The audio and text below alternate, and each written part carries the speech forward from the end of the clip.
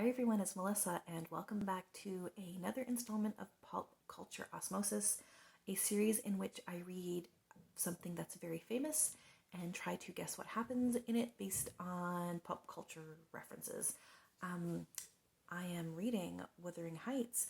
Originally, I wasn't going to make this part of the series because I didn't think I knew enough about this book to make any predictions, but I do remember this book being referenced on an episode of Friends, and then I remembered some memes I had seen about Wuthering Heights, so I think I actually do know a little bit. I've made 5 predictions, and here they are. Number 1 is that Heathcliff is an a-hole. I'm pretty sure this is one of those books that some people think is a love story and other people are like, no, these characters are awful, and I think Heathcliff is who they're talking about specifically. Prediction number 2 is that Heathcliff and Catherine are actually married to other people, even though they're in love, I think. Number 3 is that Catherine bangs on a window at some point. I've seen memes of Catherine banging on a window. Prediction number 4 is that someone yells Heathcliff kind of over the moors, wanders the moors yelling Heathcliff, and I'm going to assume that's Catherine. And prediction number 5 is that there is a revenge plot of some type. I don't know exactly, but I'm going to assume it involves Heathcliff using Catherine in some way. So I'm going to say that Heathcliff doesn't actually really love Catherine and he's just using her for some reason. So those are my predictions. I'm going to get started reading this today, hopefully, and I'll check in soon. Obviously, spoiler alert, I'm going to be spoiling this entire book. So I am only 2 chapters in, but I'm going to call prediction number 1 a win already because it is very clear that Heathcliff is a huge douchebag. Not just him, his whole family. They're something else. So the narrator is a guy called Lockwood, and I think he's renting a house from Heathcliff, I think. Anyway, so he meets him, and Heathcliff is kind of abrupt, but, whatever. But Heathcliff, invites him over for tea the next day. I think probably that's a social obligation of the time. I'm not sure. But anyway, so Lockwood goes over to Wuthering Heights, the Heathcliff residence, the next day for tea, and his whole family, the whole Heathcliff family is just super rude to him. Basically, why are you here? Who invited you? And he's like, oh, well, Mr. Heathcliff did. Did he not tell you? And anyway, it was so cringy and so awkward. Then after tea, when it's time for Lockwood to go, he's like, okay, yeah, the storm is pretty bad out there. I'm not going to be able to see my way home. Could you spare someone to guide me back? And they're all basically like, no, it was stupid of, I'm paraphrasing, it was stupid of you to have come over in a storm, find your own way home. And then he's like, well, I'm not going to be able to, so could I just stay here the night? And Heathcliff is like, I don't keep guest rooms. They're so rude to him. It's beyond. Is this a ghost story?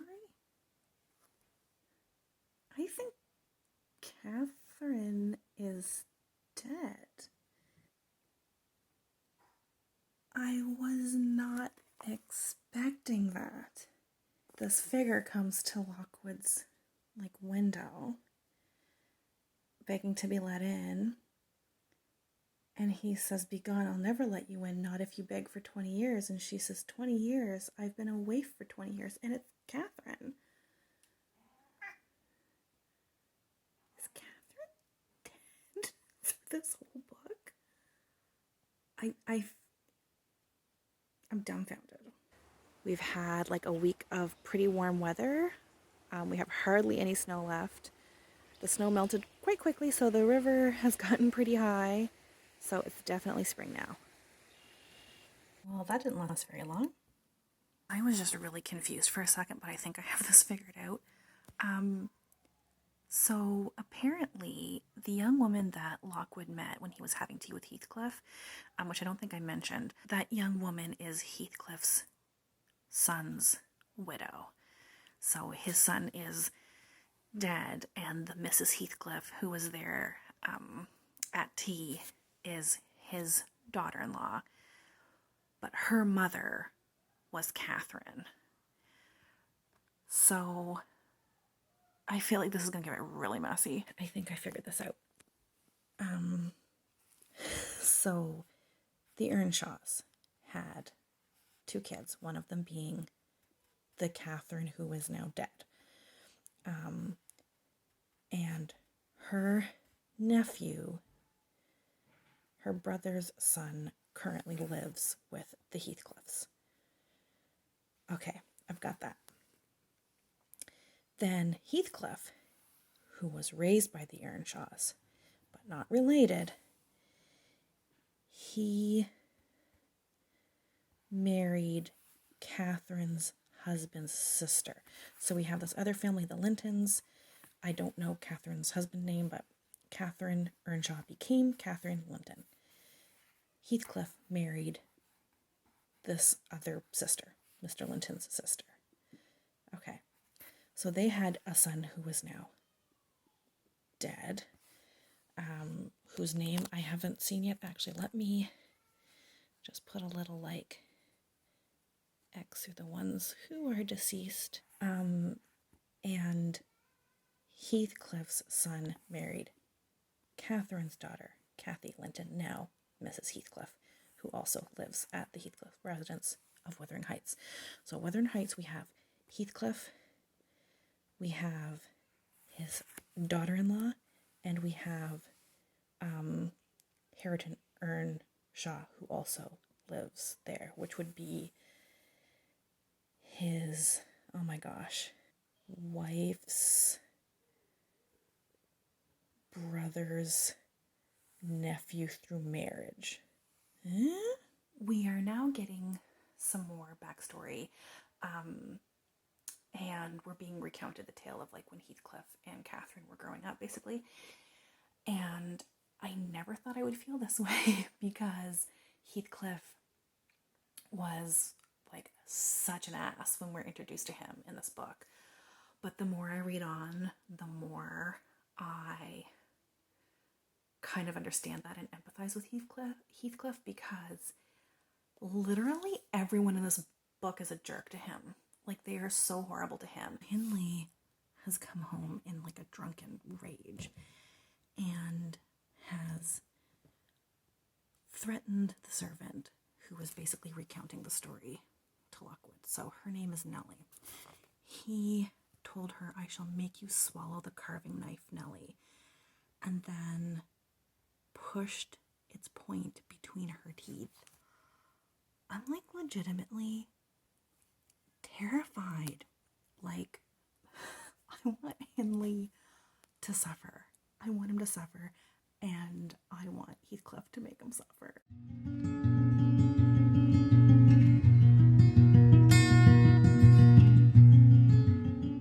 I think I forgot to mention, but Catherine has gone over the moors yelling Heathcliff's name, looking for him. Heathcliff took off when he overheard Catherine talking about how she's going to marry Edgar Linton, even though she's really in love with him, but marrying him would be degrading, or like it would be a degrading marriage. Essentially, she would be marrying like below her station. So he left, and he's been gone for 3 years, and now he's just shown up again. We know from earlier, and I made that like family tree, that Heathcliff ends up marrying the Linton sister. Her name is Isabella. So he's just come back after 3 years, and Isabella like clearly is infatuated with him, and he doesn't feel anything for her, which now makes me think, oh wait, maybe what I was misremembering is that Heathcliff pretends to be in love with Isabella / marries Isabella, even though he's not really in love with her. But I still don't know the end game here. I think the Lintons are very wealthy, so it could be kind of like a financial gain thing. But the thing is, Heathcliff has come back after 3 years with money. Like, he's come back fairly wealthy, it seems. And like, he's not being upfront, but like how he got that money or anything, it's just all very mysterious. Catherine seems to be going mad, or maybe is in some sort of like delirium from being ill or something, but it's hard to know because she is such a master manipulator and frankly a drama queen. So I have like no idea what's actually going on, if like something's really happening with her or if she and Heathcliff are like scheming on something. Like I just don't know what's happening. I think Heathcliff and Isabella may have just eloped. They like took off together in the middle of the night. Scandalous. I cannot. Oh my gosh. Heathcliff is so cruel to Isabella. So Nellie is basically telling Heathcliff, like, you have to take care of your wife. Like, the conditions she's living in is like Wuthering Heights is like in disrepair. Like, there's no servants there. Like, it's bad. And so she's saying, like, Heathcliff, you have to have someone here to care for your wife. And Heathcliff says, she abandoned them under a delusion, picturing in me a hero of romance and expecting unlimited indulgences from my chivalrous devotion. It was a marvelous effort of perspicacity to discover that I did not love her. And then he kind of explains how he never lied to her outright, but it was kind of like lying by omission, or he'd word things in such a way where she thought that he really loved her, but he never said I love you. He never said any of that stuff. He like tricked her into marrying him. So then Heathcliff's telling Nellie, like, bring this message back to your master, aka Mr. Linton, Isabella's brother. I have avoided up to this period giving her the slightest right to claim a separation. And what's more, she'd thank nobody for dividing us. If she desired to go, she might. The nuisance of her presence outweighs the gratification to be derived from tormenting her. What the heck? I was starting to get on Heathcliff's side a little bit because he was like horribly mistreated growing up by like all these people. No. He and Catherine deserve each other. They are both the worst. Heathcliff kind of has Hindley in a tough spot. Like, Hindley has a drinking problem. Sounds like he has money problems as well. From the sounds of it, maybe Heathcliff like let Hindley borrow money, or he's got him in his pocket somehow. And Hindley is talking to Isabella about how Heathcliff will be his ruin, and that he keeps wanting to, like, he keeps taking out his pistols when Heathcliff goes into his room at night and wanting to walk in there and kill him, essentially. Isabella has escaped Wuthering Heights, and now I'm like, what's going to happen to all these people? Like, we know that Hindley is not going to succeed in killing Heathcliff because we kind of start like in the future in this book, so we know Heathcliff's going to be fine. But like, what's going to happen to Hindley? Isabella has escaped, but like, I don't think she's just going to run off and get away. Like, I don't think that's going to be the end of her story. We know that Heathcliff has a son. I had assumed with Isabella. So is she currently pregnant, or is Heathcliff going to find her and bring her back? Okay, it literally says in the next paragraph that that Isabella gave birth to a son like a few months after leaving Heathcliff.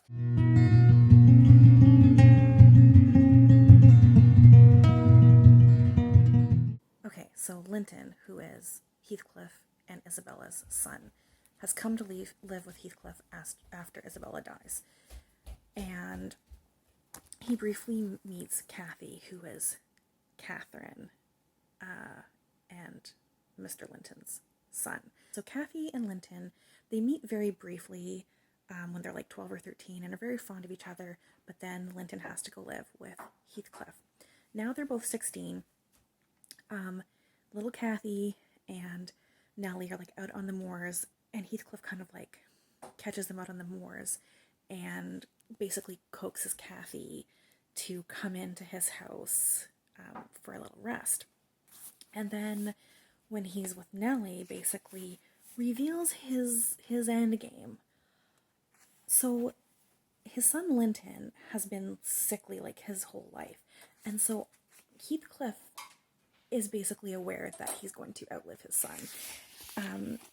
And so he tells Nellie that his design is that the two cousins might fall in love and get married. And Nellie basically says, well, why? Like, if Linton dies and his life is quite uncertain, Catherine would be the heir. And then Heathcliff says, no, she won't. There is no clause in the will to secure it so. His property would go to me. So basically, he knows his son is going to die before him. He doesn't care. He cares nothing. Like, there are so many points where he, like, badmouths his son, like, basically makes it clear he doesn't love his son at all. He's only interested in getting Catherine's daughter, Kathy, and his son, Linton, to marry because he knows there's no clause in the will, and then he'll own all the property. Like, he'll own Wuthering Heights and the Grange. The Grange is where, like, Mr. Linton and Catherine had lived, and where Mr. Linton still lives with young Kathy. I know this is all very confusing, probably. Anyway, Heathcliff is a trash human being. Heathcliff has lured, tricked, whatever, Catherine into coming into Wuthering Heights with Linton. And then he's locked Catherine, like young Kathy, and Nellie in this room with Linton, like locked the door, won't let them leave. And Linton is like begging Kathy to stay because she's trying to find a way out. So now I'm confused. Like, I don't think Linton ever really loved Kathy or actually felt any fondness towards her. It sounds like he was just afraid of his father because Heathcliff wants him to marry, right? And so I'm not entirely sure, but it looks like Heathcliff threatened Linton or something and made him like write love letters, like made him act like he was in love with Kathy, because Linton doesn't seem to be saying anything about like, I love you, like, won't you marry me? It was more like, please save me from my father, like, please do this.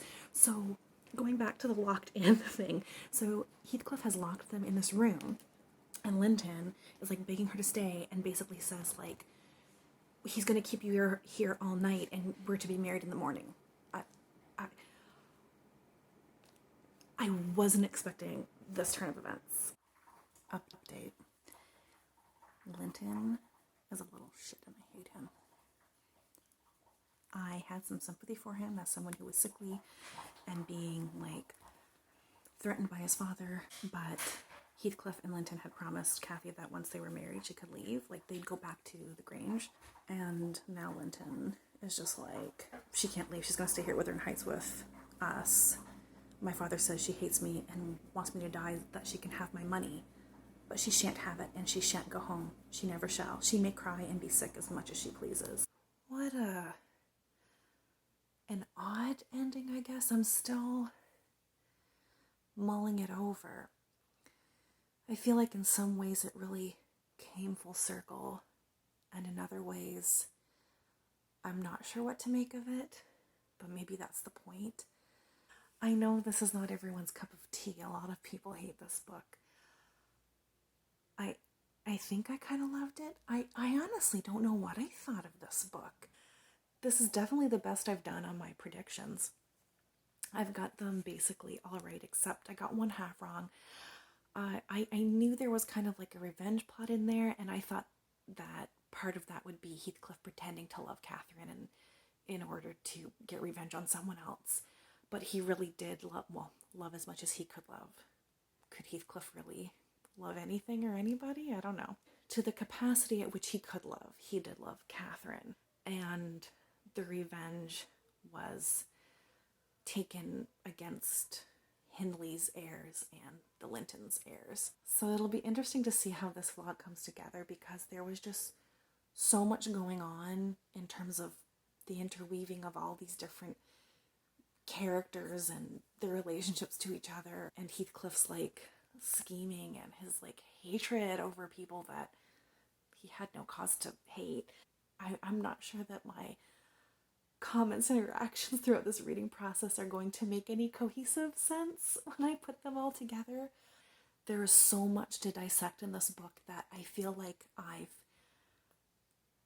barely scratched the surface of it. Anyway, hopefully this comes together in some sort of way and that it's enjoyable. Thank you for watching, everyone, and we'll chat soon. Bye.